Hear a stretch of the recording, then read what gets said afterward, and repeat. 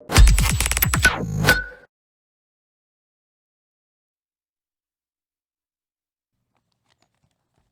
right, appreciate everyone for joining us for Coach Franklin's weekly press conference. We'll start with an opening statement from Coach, and then we'll open it up for questions. Coach? Like always, appreciate everybody coming out, everybody on Zoom as well as here in person.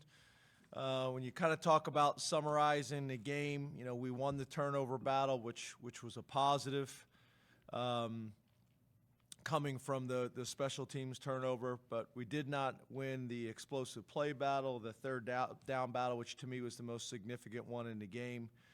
The sack battle, the drive start battle, we did win the penalty battle. You talk about, when you talk about some positives from the game, we went on the road, battled the number 3 team in the country, and had a chance to win the game right down to the end. Protected the football. Thought we handled the crowd noise well. That kind of shows up with the penalties as well. And I thought for the majority of the game, you know, we played like, if not one of the best defenses in the country, if not the best defense in the country, one of the best defenses in the country, and so was theirs. The field goals were huge. Those were huge in the game. Great to be able to get out there and get those points. Opportunities for growth, too many controllable mistakes, to win in that environment. I thought we tackled too high. We got to tackle lower and be more consistent.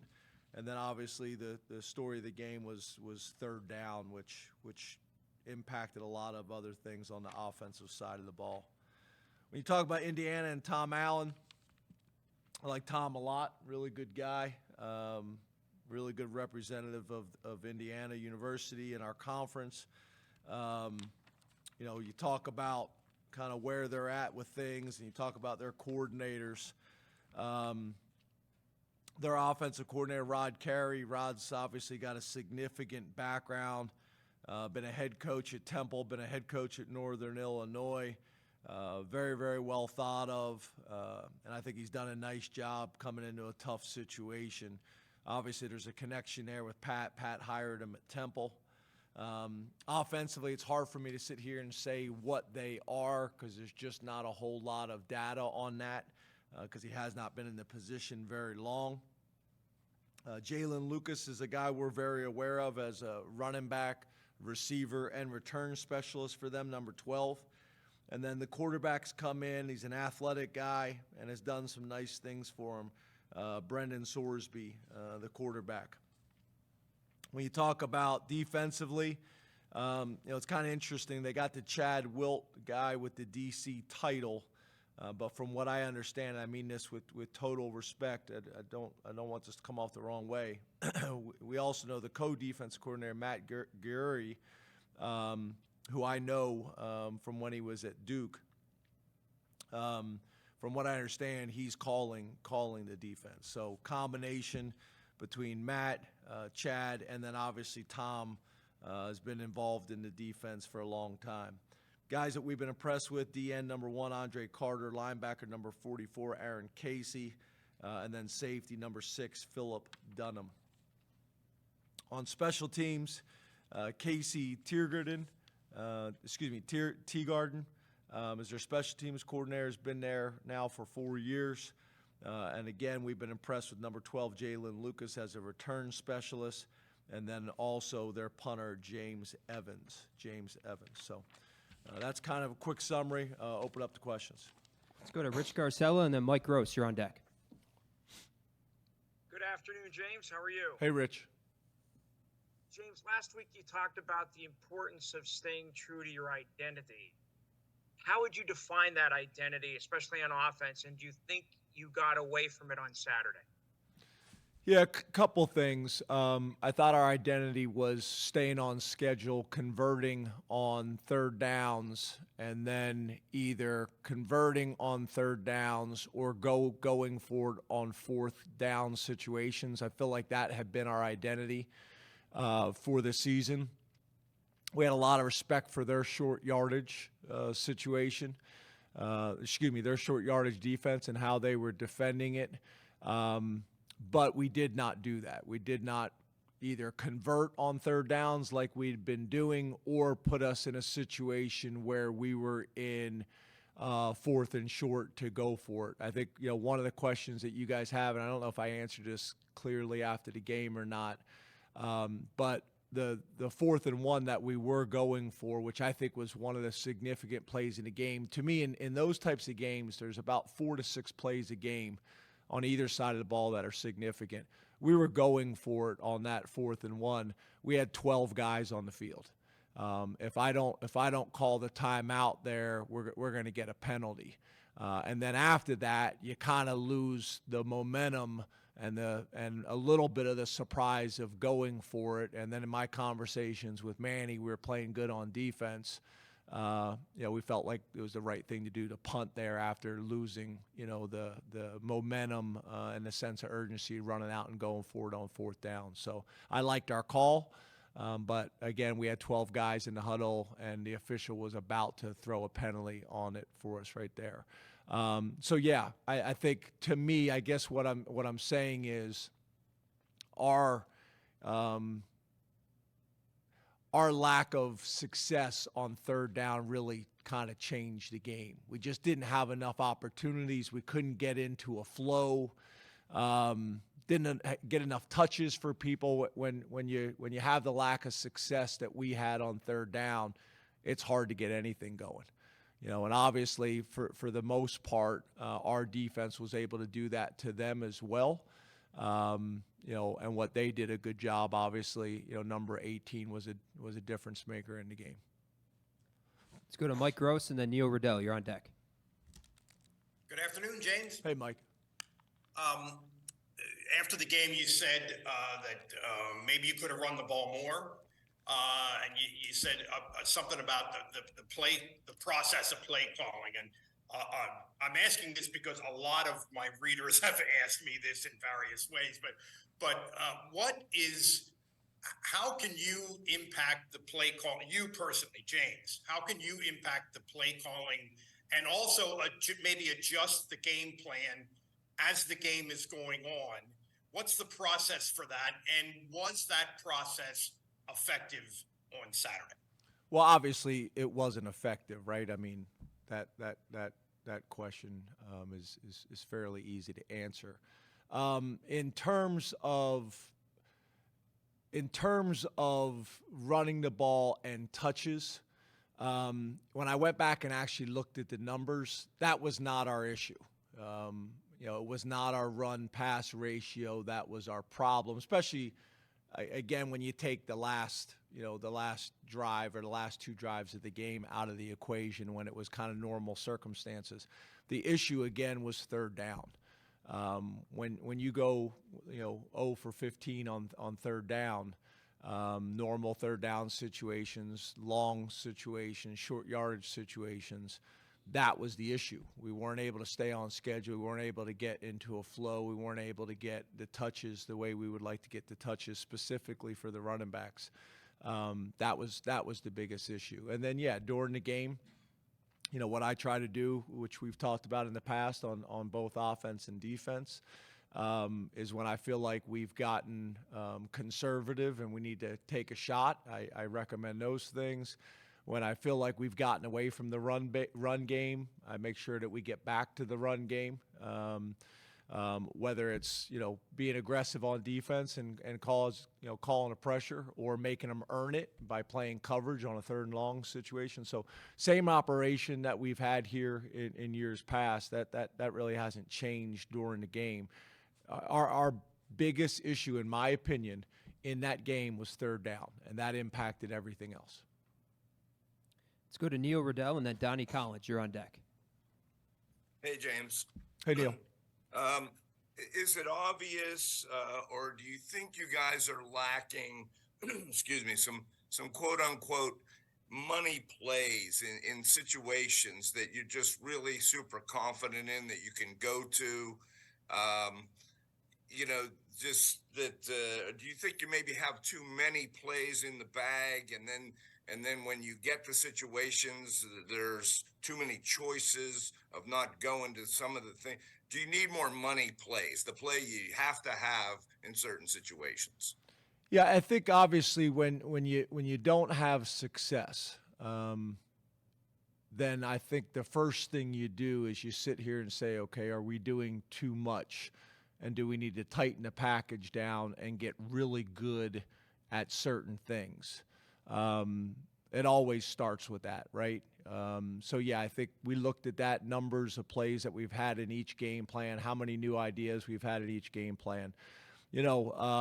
And I think we're talking specifically about this game because up until then, I thought we had done a good job of, again, playing the game the way we'd been playing the game and managing the game and being able to score points, being able to stay on the field, converting whether it's third down or fourth down, sequencing, things like that. So, yeah, I think the first thing you do is you sit here and say, do we need to narrow it down and make sure that we have these things in the run game, these things in the pass game that we can hang our hat on. I think that's fair. Let's go to Donnie Collins and then Johnny McGonigal. You're on deck. How are you doing, James? Good. How are you? Pretty good. How did the offensive line perform the way you expected against Ohio State? And what do you think they can take from that game the rest of the way? Yeah, I would say in general, I don't feel like we played up to our standards in that environment, and that's pretty much across the board, specifically on the offensive side of the ball. That's really across the board. And to be honest with you, if I had to say one thing that I would be after the game with defense, I thought we played extremely well on defense. The one thing I didn't feel like we did a great job of is having an awareness of number 18 the entire game like we went into it with. But obviously it's hard to be critical on how the defense played, but that would be one. But offensively, yeah, I think you asked specifically about the offensive line. I would say kind of across the board. Obviously, athletically, it was a challenging matchup. We knew that. Schematically, it was a challenging matchup. We knew that. But I thought we had some opportunities that we weren't able to take advantage of. Let's go to Johnny McGonigal and then Mark Wogenrich. You're on deck. Good afternoon, James. Hey, John. Without speculating, it seemed like from the press box that the Chop had a scary situation there on the field. Do you have any update on how he's doing? Yeah, I mean, nothing more than what we would normally talk about. As from what I understand and from what I see and from what I know, I don't see this being a long-term issue, but you never know when it comes to medical. But hopefully we'll be getting Chop back here soon. But it's not like as you guys know, I'm pretty open when it's a season-ending injury. I don't see that. Let's go to Mark Wogenrich and then Frank Bodani. You're on deck. Hi, James.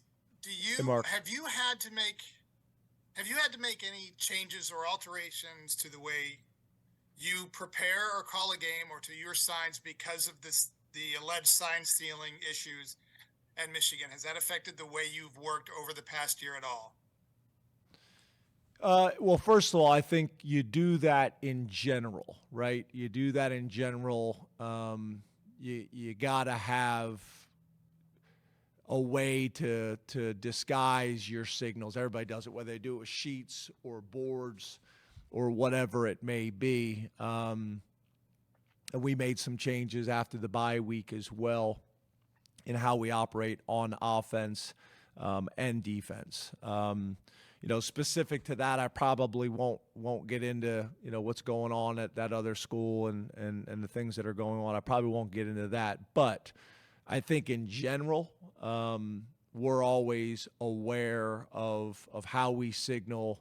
Are we disguising it? I mean, what happens is you get to after games and you feel like you called a very unpredictable call in a situation, and they're in the perfect defense for it, and you're sitting there saying, well, how is that what would ever make you play cover 2 on 4th and 1 and we're in a heavy personnel group, but they're in it and you got a shot called there. Those things kind of make you kind of second guess, and you kind of go back and look at those things and what you need to do to disguise it. And if it happens once, that's one thing, but if it happens over and over, then you're aware of it. So for us, that's something that we always are looking at, but obviously with some of the things that are going on right now, it magnifies it. Let's go to Frank Bodani and then Corey. Let me say one more thing on that. I see a lot of people talking about going to the NFL system with the headsets, and I understand that. It really doesn't solve this issue.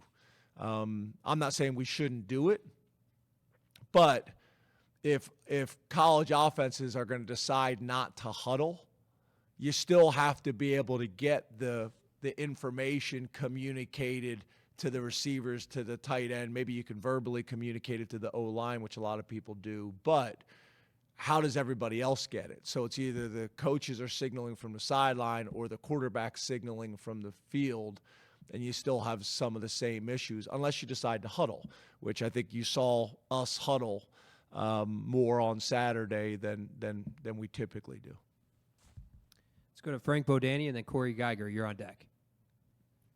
Hi, James. Can you hear me? Yeah, Frank. Okay, great. Good afternoon. You too. I want to ask you about utilization of Nick and Katron. How do you think you guys have done that, not just in the Ohio State game, but the season? I ask that because I think they're averaging maybe 14, 15 touches a game, but they're, arguably two of your most explosive athletes on the team. And I guess at least from our vantage point, the explosive production has not been there. So I just wanted to see what you thought about how they've been utilized so far. Yeah, so a couple things. Again, I get after this past Saturday, I think before that, I think we were leading the conference in scoring. But I get it. I totally get it. I also think it's kind of hard to say that the overall numbers when a lot of those guys hadn't played the fourth quarter in a lot of games. So if you're just looking at numbers and data, I think it's a little skewed from that standpoint. But your point in general, I still think is a fair one. To this past Saturday, I felt after the game that those guys should have got more touches. When I looked at the run pass, it wasn't as far off as I thought it was. But when you keep going 3 and out, that's the issue. You just don't have enough touches. Just like early in the year, I think we had the game where we had 45 minutes of possession time. Why? Because our defense was getting 3 and outs and we were having a ton of long drives. So you're able to get the opportunities and touches for everybody. In terms of explosive plays, that's a combination of us doing a better job of blocking on the perimeter. That's a combination of us being able to make the safety miss, either make a miss or breaking tackles. And that's also back to what I've discussed with you before about how people are defending us.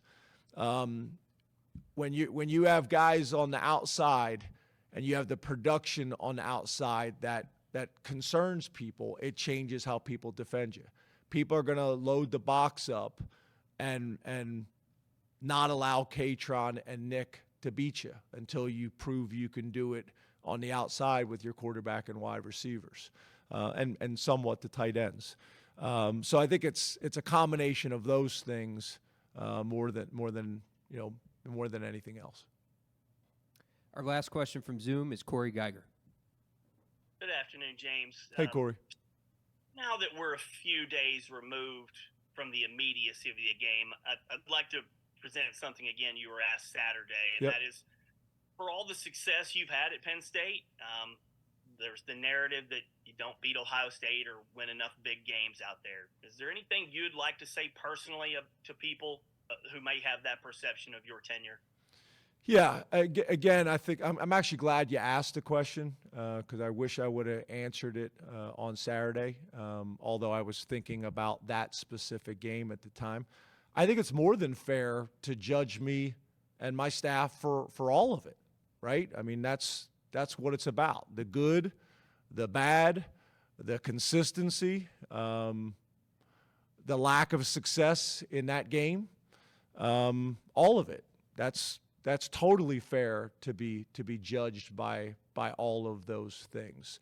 But I also think it's important to judge the entire body of work, all of it, which I don't need to get into right now because I don't want it to come off the wrong way. But yeah, I think it's totally fair to be judged based on all those things, the whole body of work, the good and the bad. Please raise your hand and we'll take a mic to you. Mark? Hey, James. How you doing? Hey, Mark.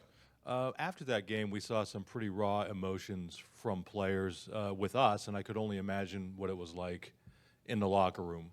Do you have a concern about where those guys are going to be kind of with their head moving forward this season, given how much that seemed to bother them and upset them? Yeah, I mean, as you guys, you know how hard we work and how much we invest, and that's the players and that's the staff and that's all of us. That's the fans, that's everybody. You know, and when you look at some of the ways that we've lost to these people, whether it's by a point or whether it's by a possession or one score or however you want to look at it, or however you want to term it, you know, those are hard as well because you feel like there's opportunity. So yeah, it's tough. But what we got to do is we got to move on and learn from it and get back to stacking days and finding ways to get wins. Because I also believe that we got to make sure that this loss doesn't get us twice, which I think it has happened in the past. Because I think of how everybody in the Penn State community responds to these things. Yeah, I think there was a ton of raw emotion. Which when you take how much everybody invests and how much everybody puts into these things, and the physical impact and the emotional impact, yeah, it's in some ways I'd be more concerned if it wasn't. Hey, James. Hey, Audrey. We heard so much this offseason, earlier this season, about Bo Pabula and kind of his mobility. Was that something that you guys were hoping to get into in the Ohio State game with him? We've heard about the package, but didn't see it. Yeah, again, you know, we have a package every week for him, whether we use it late in the game if the score allows us to, or whether it's mixing it in. Yeah, I think that's more than fair. We have that package every single week. Again, I think one of the things that's challenging, and I keep answering questions this way, but I do think our lack of production on third down limited a lot of things that we wanted to do. Is it easy after the fact to say, yeah, then maybe we should have called it in one of the first 2 plays of a drive? Yeah, but a lot of times you like to do that when you get into a flow, when you get into a rhythm. As a change-up, maybe when you cross the 50 or get into the red zone area, you got specific calls for specific things. But yeah, it ended up not being a part of what we did on Saturday. In the back, T. Frank. Hey, James. Hey, T. I was hoping you could put some context to this stat. Of Drew's targeted passes this year, of his dropbacks, 11% of his targeted passes have gone between the numbers over 10 yards. Is that a function of something that defenses are doing to you, or is there something else going on? And just generally, is that a percentage that you're comfortable with in terms of targeting that part of the field? Yeah, I think a couple things.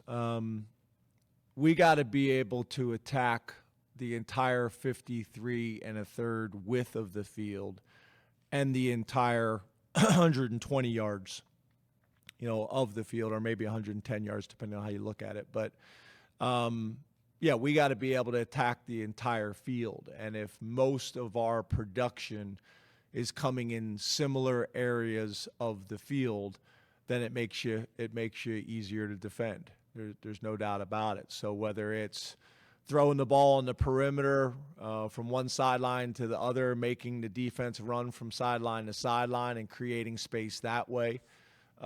Whether it's play action pass and taking shots over the top of the defense, that's important for us to do.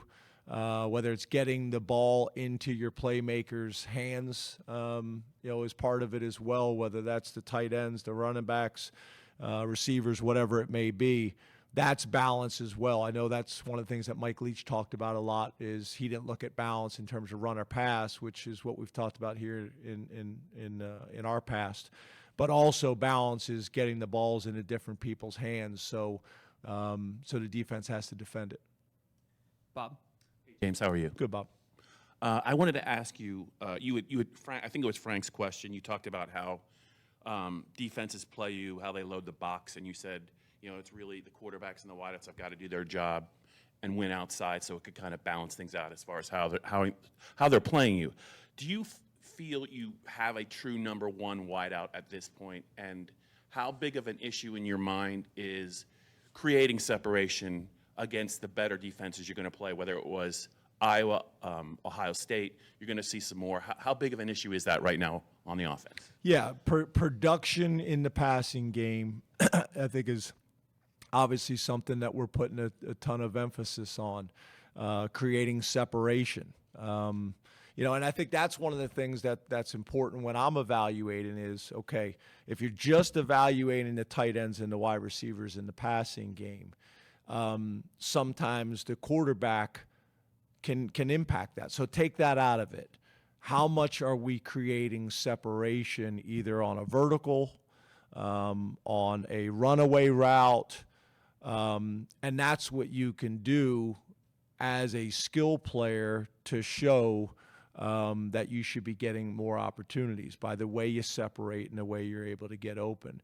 And our production has not been there as consistently as it needs to be. I don't think there's any doubt about that. Obviously, there's a lot of things factor into it. There's some times where we got somebody beat and we give up a pressure or a sack.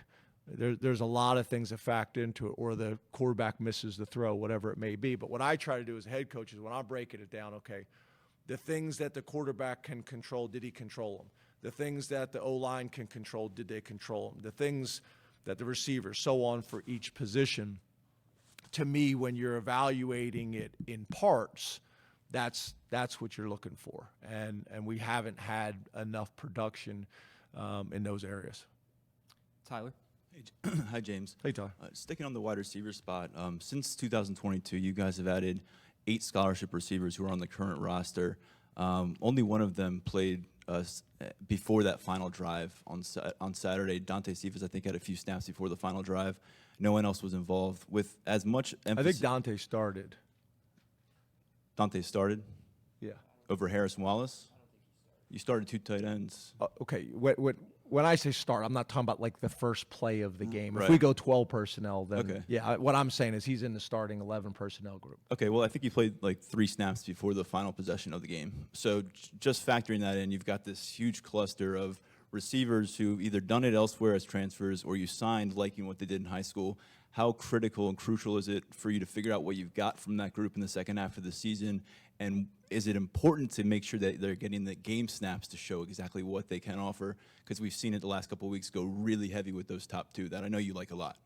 Yeah. Again, I think that's a fair question. I think for us, what we've been trying to do really for the last year is we're trying to get some consistency, because if you're constantly just rotating guys in, then it's hard for guys to get into a rhythm. So you want there to be a group of guys that have differentiated themselves and allow those guys to get enough reps and enough opportunities to show what they can do. I think when you look at Trey over the last year, maybe 2 years, and you look at Keandre, there's been enough evidence that they've shown they've done it in games, in my opinion. The big discussion this offseason was who was going to be the third guy. Trey, we lost for a couple games, based on some bumps and bruises and things like that.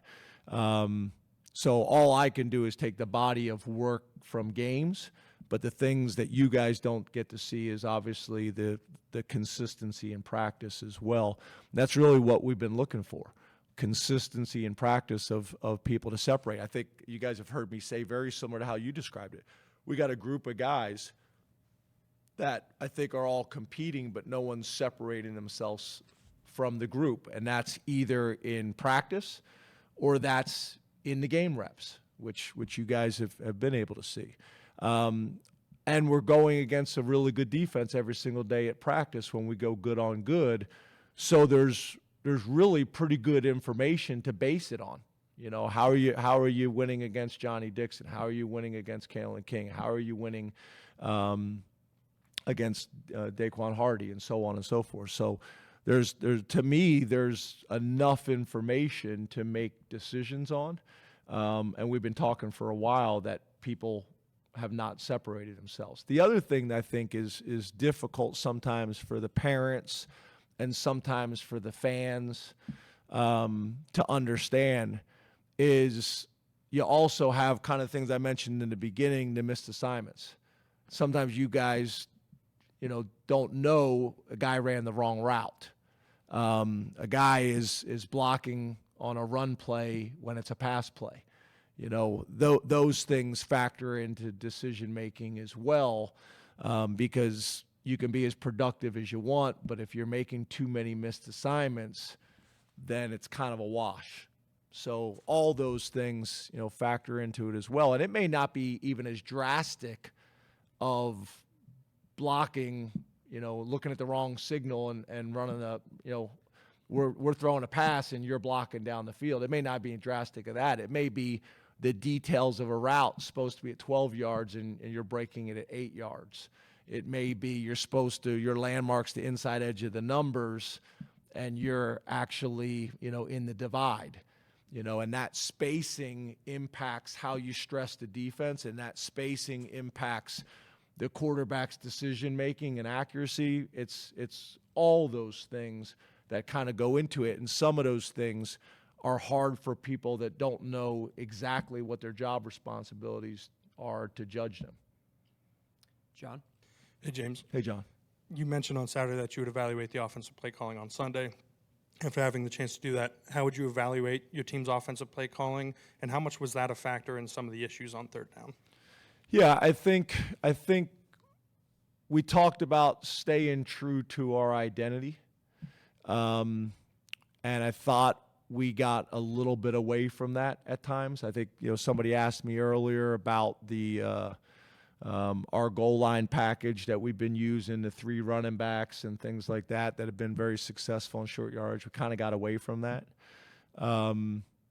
So, yeah, I didn't feel like we had been as consistent and as aggressive in certain areas that maybe we had been in the past.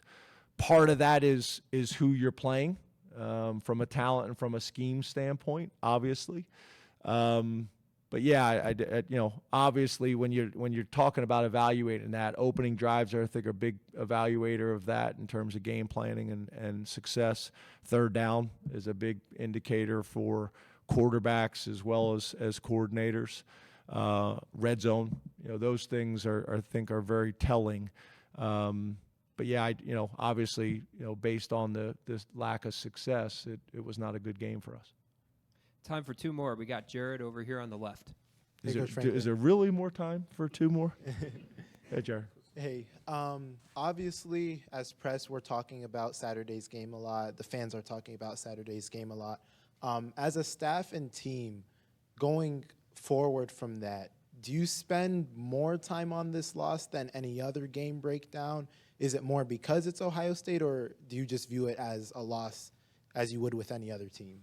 Yeah, as you could probably tell from my voice, we haven't gotten a whole lot of sleep, since that game, for a number of reasons. From fixing the issues, coming up with the plan for this week, moving forward, and all the things that have to happen moving forward on Sunday. I think our staff has done a good job of that. But no, I think obviously, after a loss, should your process stay consistent? Yes, but for me to sit here and say that after a loss, We don't spend more time having discussions on what went wrong and watching the film more times than we normally would watch the film and sit here and say, okay, well, why did these things show up in this game and they had not shown up before? That I wouldn't be being transparent with you if I didn't say we spent more time, in the office watching film, having hard discussions. That definitely is happening. Has happened. Last question, Ben. Hey, James. Hey, Ben. Losing is nuanced, but I wonder how you approach the broad-based verbalization of it all comes back to me internally, and if you think you've done a well enough job expressing that publicly in a day and age when you've never needed fans' support financially and otherwise than you do right now. Yeah. If I did not do that, I think you've just created an opportunity for me to do that, which I appreciate. Yeah. Ultimately, it's always, on me when things don't go well. When things do go well, trust me, I had all the things when I talk about, our process of being prepared for that game, and then literally what I was going to say in the press conference after getting that win. It was going to be obviously to praise the players. What was the difference this year in being able to get that win? It was going to be about the players and some other things that I wanted to talk about. But that didn't happen.